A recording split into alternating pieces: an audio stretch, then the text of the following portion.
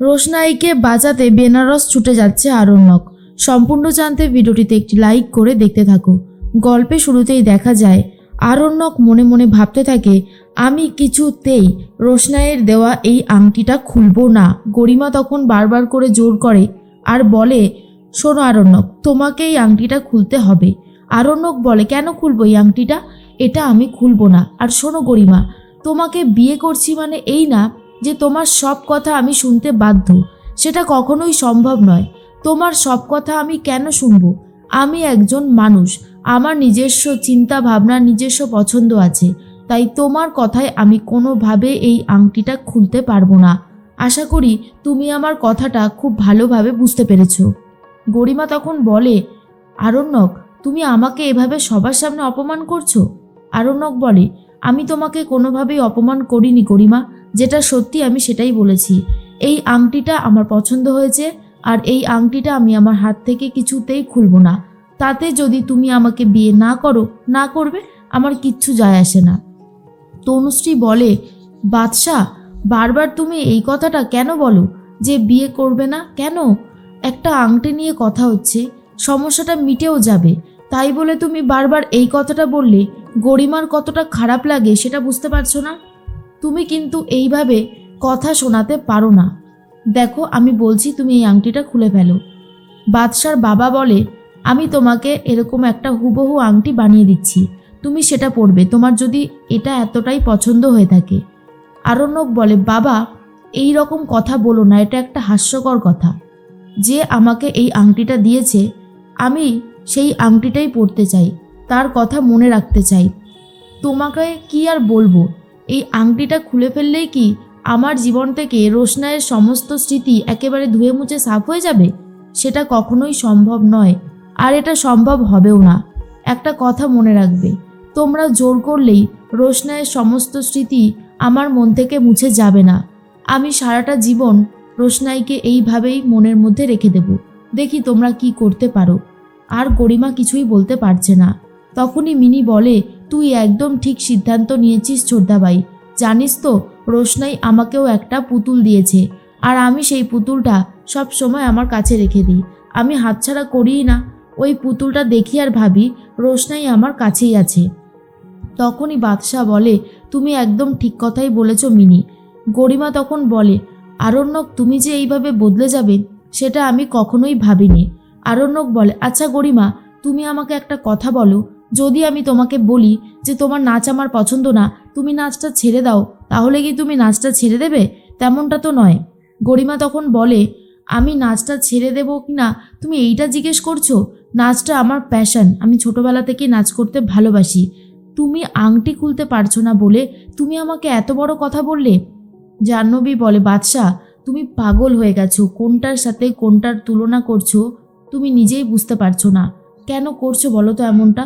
এটা কিন্তু ঠিক হচ্ছে না। খুব বড় অন্যায় করছো তুমি। গরিমার সাথে যেটা করছো সেটা খুবই ভুল। এরকমটা করো না। আরণ্যক তখন বলে, আমি কোনো ভুল কিছু করিনি। যা বলেছি আর যা করেছি সেটা একদম ঠিক কথাই বলেছি। তখনই গরিমা বলে, তোমার সাথে পুরো কথা বলাটাই বেকার, কারণ তুমি পুরোপুরি রোশনাইয়ের দিকেই ঝুঁকে রয়েছো। এর মধ্যেই রোশনাই তো পৌঁছে গেছে অফিসারদের কাছে, কিন্তু এই অফিসাররা পুরোটাই ভুয়ো।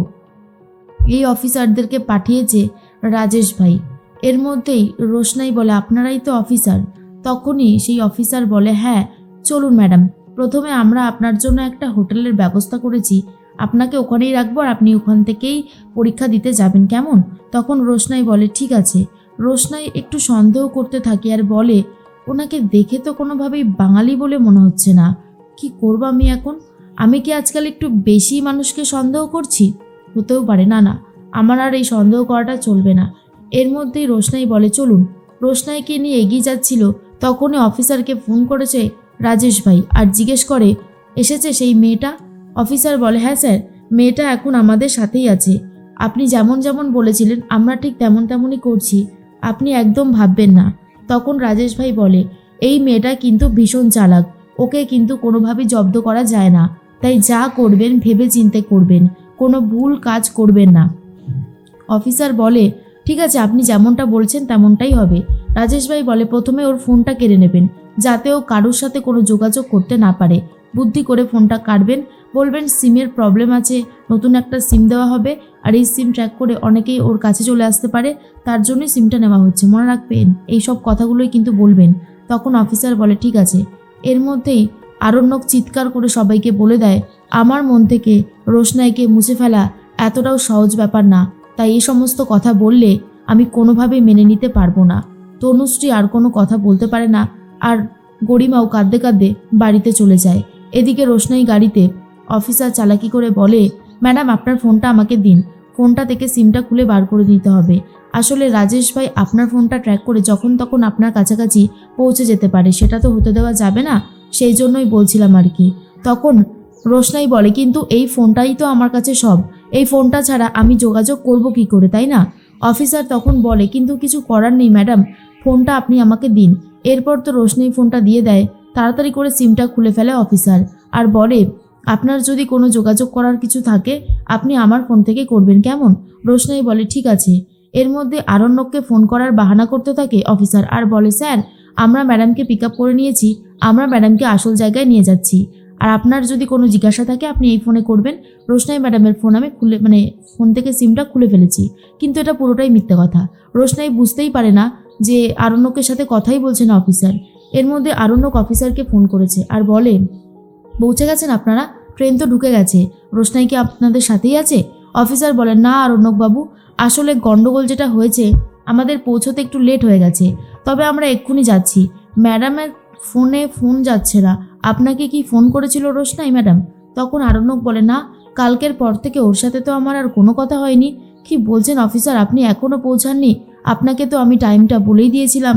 তখন অফিসার বলে, আসলে একটু লেট হয়ে গেল, উনি নিশ্চয়ই আমাদের জন্য অপেক্ষা করবেন, আমরা যাচ্ছি। আরণ্যক বলে, ট্রেনটা ঢুকে গেছে, অনেকটা সময় হয়েছে, রোশনাইয়ের একা থাকাটা এতটা সময়ের জন্য ভালো না, আমি সেই জন্যই আপনাকে কথাটা বললাম, না হলে হয়তো বলতাম না। এর মধ্যেই অফিসার বলে, আচ্ছা ঠিক আছে, আমি দেখছি যত তাড়াতাড়ি সম্ভব সব কিছু করা যায়। এর মধ্যেই মনে মনে একটা কথাই ভাবছিল আরণ্যক, রোশনাই ঠিক আছে তো? এদিকে পৌঁছে গেছে স্টেশনে।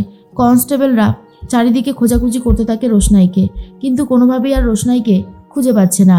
আর তখনই আরণ্যককে ফোন করে বলে, স্যার আমরা 10 মিনিট লেট করে ফেলেছি, মনে হচ্ছে কোনো একটা গন্ডগোল ইতিমধ্যেই ঘটে গেছে, রোশনাই ম্যাডাম এখানে কোথাও নেই। আরণ্যক তো শুনেই ভয় পেয়ে যায় আর বলে, কি বলছেনটা কি? আমি এই জন্য বলেছিলাম অফিসার আপনাদের তাড়াতাড়ি যেতে হতো, কোনো গন্ডগোল হয়েছে, আমি কি যাব বেনারস? তখন অফিসার বলে, দেখুন আপনি আসবেন কি আসবেন না সেটা সম্পূর্ণ আপনার ব্যাপার, তবে যদি আসেন এক্ষুনি আমাদের অবশ্যই জানাবেন। তখন আরণ্যক বলে, আমি এক্ষুনি আসছি।